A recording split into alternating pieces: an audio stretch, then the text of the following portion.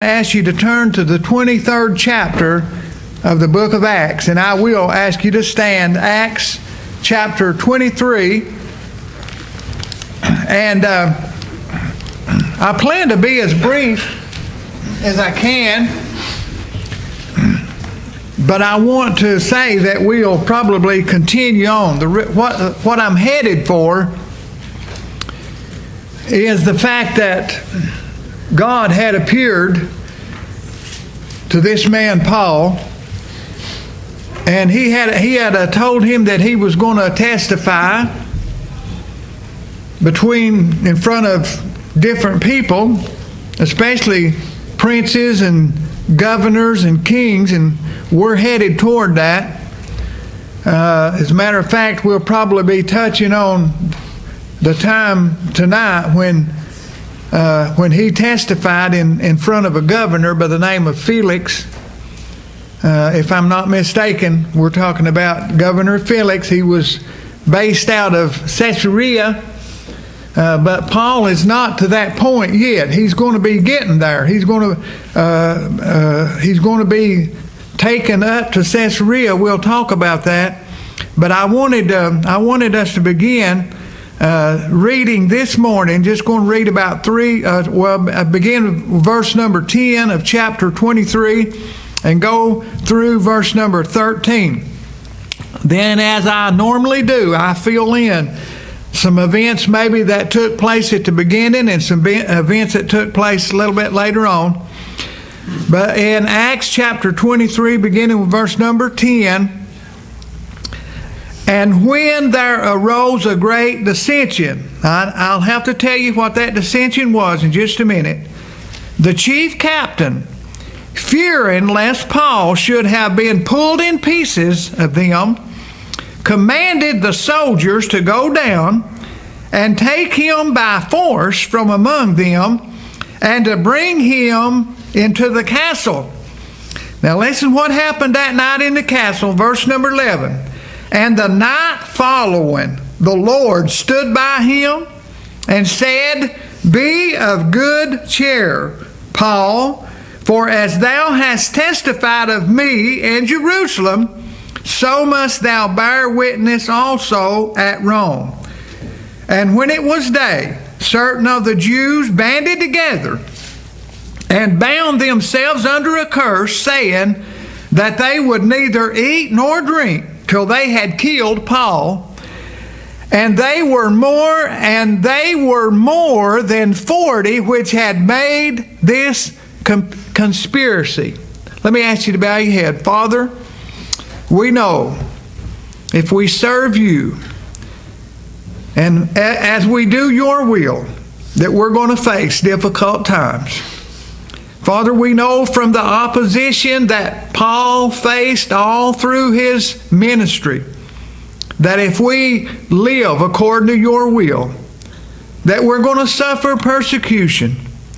I just pray, Father, for every person that has said or has made that commitment to you, that they want to give themselves 100% to your service, knowing, Father, that many things may befall them.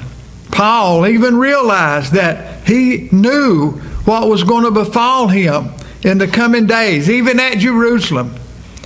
Father, I pray that you would lead and guide and direct, and I pray for every person here that as we leave worship today, as we leave to serve, that you will, Father, strengthen those that go out and represent you in the words they say, represent you in the actions that they do.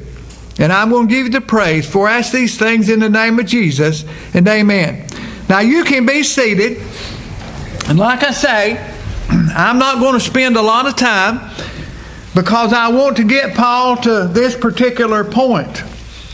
But let me tell you what had happened beginning. We talked about it Sunday night, and you can read about it over in chapter number 22. And I'm going to tell you, during the time of Paul's life, it sure paid to be a Roman. They were getting ready to do some hurtful things to Paul. The Bible tells us in chapter number 22, over in verse number 25, that as they bound him with thongs, that Paul said unto the centurion, now remember, this centurion was a man that ruled over 100 people, 100 soldiers under him. They had just bound him, but Paul said to this centurion that stood by, is it lawful for you to scourge a man that is a Roman and uncondemned?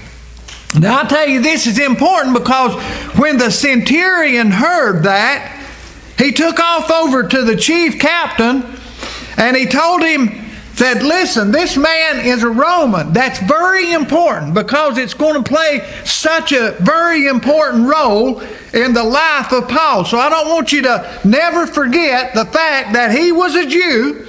He was born of Tarsus, but at the same time he was a Roman. And this chief captain, when he found out that Paul was a Roman, you know what he said? He said, I purchased my citizenship, so to speak, with a large amount of money. You know what Paul said? I was freeborn. So he was freeborn, a Roman. Now, when we find him in this particular situation, the reason that I feel that the Lord is laid upon my heart to let you see some of the situations that Paul found himself in, and don't be surprised when you find yourself in a difficult situation. If you stand for God, you're going to find yourself, because Satan is going to do everything that he can to try to tear you down. But if you stand for God, listen, he'll never leave you, and he'll never forsake you. He'll be there with you. And we know that we're going to have to stand against some difficult times, and you might as well just expect that they're going to come.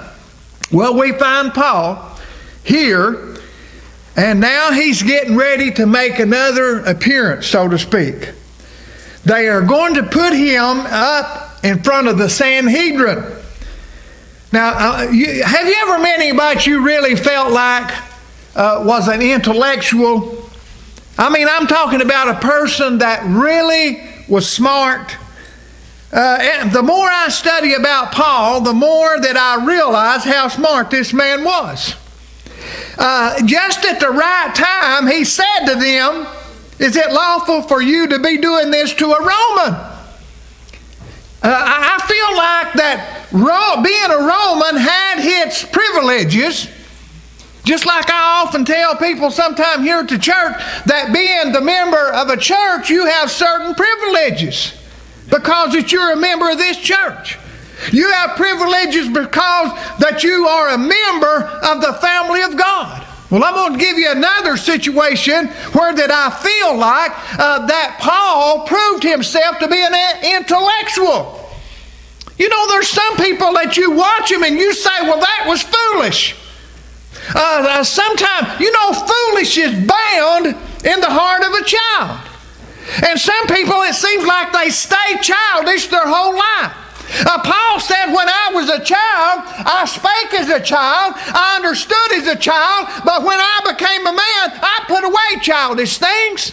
Some people carry these childish things with them all the way down through their life. You need to put it away. You need to quit acting like a child. Amen.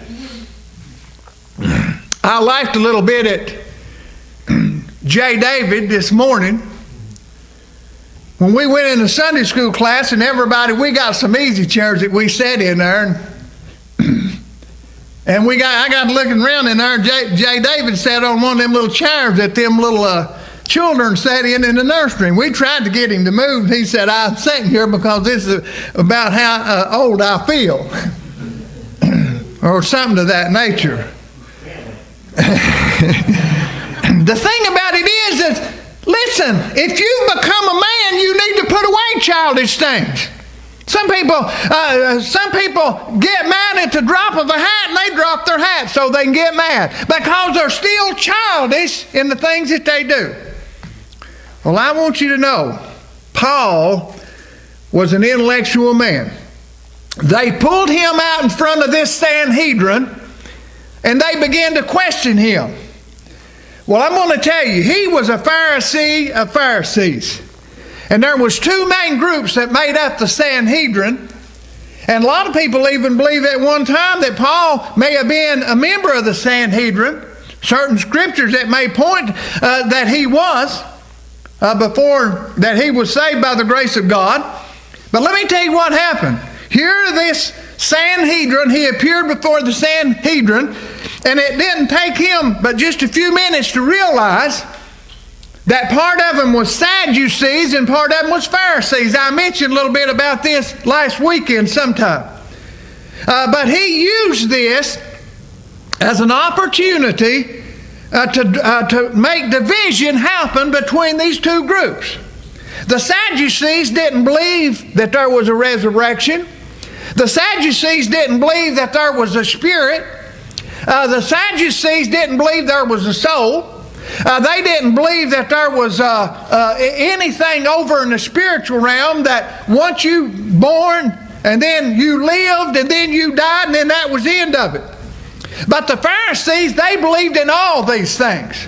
So Paul used this as an example to pit that two groups against each other. Listen here what happened. Down in verse number 8, it says, "For the Sadducees say there is no resurrection, neither spirit, nor neither angel nor spirit, but the Pharisees confess both." So he used this in a sense to cause that conflict that took place between these two groups. But he knew what he was doing. Because he got one of the groups, the Pharisees, they believed in all, that he got them over on his side. Well, let me tell you what happened. The Bible tells us that there was a great cry, and the scribes that were of the Pharisees part arose and strove. They began to say, "We find no evil in this man. But if a spirit or an angel has spoken unto him, let us not fight against God." We heard that when they had another discussion one time, I believe, and maybe it's Gamaliel put his 2 cents in at one time and said, "Listen, if this be of God, we can't stop it." Well, it's still that way. If something is of God, you can't stop it. If God's leading in a direction, as far as the church is concerned, and the people try to stop it, listen, if God's behind it, you're just wasting your time. You can't stop it. Well, here's what happened.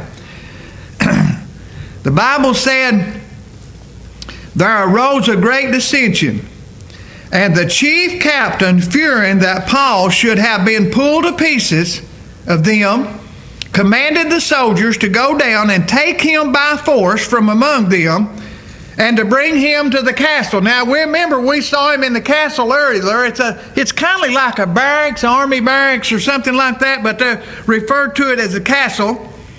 And here Paul was. Now, the things that I'm going to look at today, real quick, and then finish up tonight, and the first thing I want us to do is the comfort.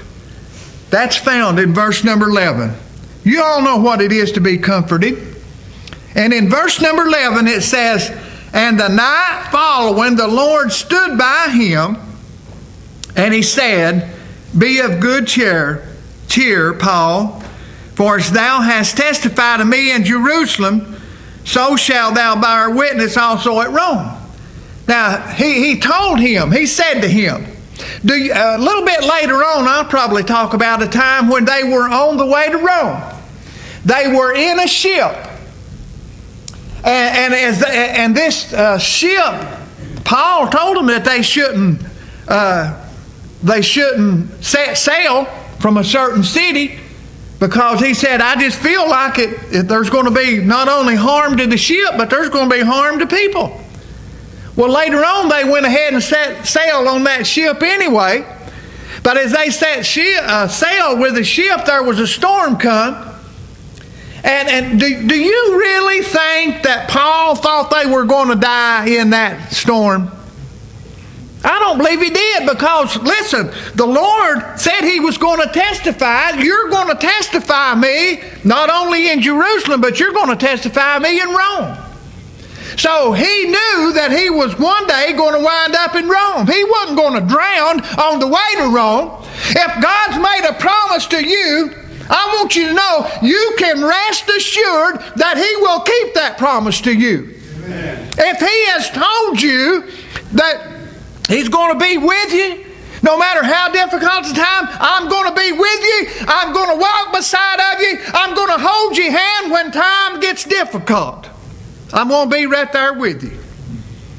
I know everybody's aware of the set of footprints in the sand.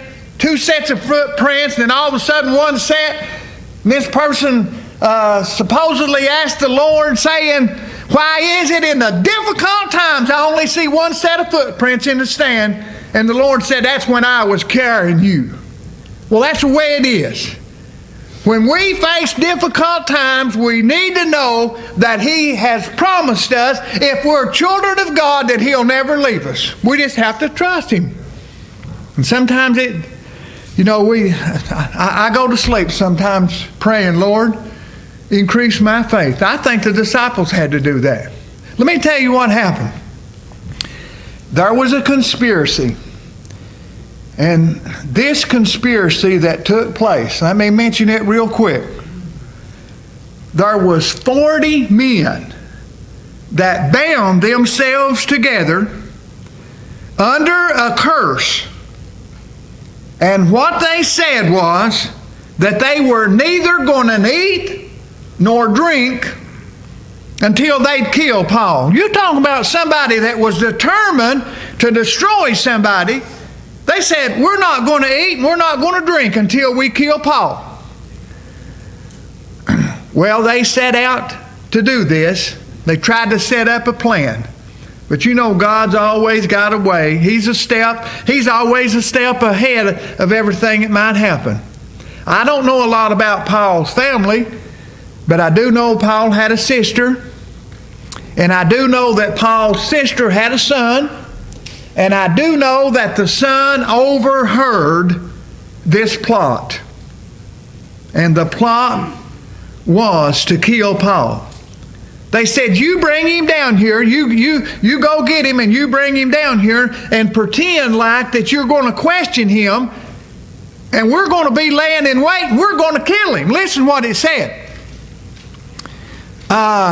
In verse number 16 it says, now therefore ye with the council signify to the chief captain that he bring him down, talking about Paul, tomorrow, as though you would inquire something more perfectly concerning him. And we, or whenever he comes near, we're going to kill him. I mean, they had determined that they were going to take Paul's life. But that's when we learned that Paul's sister's son had heard about the plot, the conspiracy. And he went to the chief captain or one of the soldiers there and asked him to go and to inform them what was going on. Well, I'm going to tell you what happened. Listen. In verse number 21 rather, he said to him, when he talked about him, he said, but do not thou yield. This is Paul's nephew talking, said, do not yield unto them, because they lie in wait for him. There's been 40 of the men, and they have bound themselves with an oath that they will neither eat nor drink till they have killed him. And now are they ready, looking for a promise from thee. And look what happened. The chief captain then let the young man depart, and he charged him. He said, don't you run out there and tell anybody what you've told me. But he called unto him 2 centurions. Now keep in mind, that's 200 soldiers. And he said to them, make ready 200 soldiers to go to Caesarea. I wanted to come down today to this part. Because Paul, we know how much he wanted to get to Jerusalem. He got to Jerusalem. It wasn't long till he was accused of things that were not true. Now he's getting ready to go down, back down to see Governor Felix. And I wanted to stop there this morning because I would just like to invite everybody that would to come back at 6 o'clock tonight, because this is very important meeting that Paul is getting ready to have with a very high-ranking Roman official by the name of Felix. And, you know, we get to thinking about appointments that we're going to have to make. Paul had an appointment, or he was going to receive an appointment to meet with a governor. And I'm going to tell you, it's appointed unto men. Do you know you got some appointments that you might break here? I may have an appointment to go somewhere and speak or to preach or something, and I could break it. But I'm going to tell you, there's one appointment that nobody will ever be able to break, and that's the one when we appear before God. For we are appointed a day. It's appointed unto man once to die. Now that day's coming, but there's coming a judgment after that. After this, the judgment. It's something you need to think about. I would just pray that everybody here would say, I'm going to totally give myself to the service of the Lord. If you've been saved, if you would say, I want to give myself to the service of the Lord. You know, we're talking about people today missing church, going to the lake, going. And I read somewhere one time that if these people, you know, you ever heard these people say, I can worship the Lord at the lake as good as I can at church? You ever heard anybody say they can worship the Lord as good on the golf course as they can at the church? Well, I'm going to tell you what, if I walk out of my house and I see one of my neighbors getting in the car with his Bible, where do you think I think he's going? In my opinion, if it's Sunday morning, he's probably going. What if he gets out with his golf clubs? Where do you think he's going? Yeah, he's heading, or he's hooking on to his boat. Now, I'm not saying I've had some good times down on North Lake, and you know, we used to go fishing, and I've had some good times. But with the Sabbath day, we need to serve the Lord. I believe that's important. Let me ask everybody to stand, and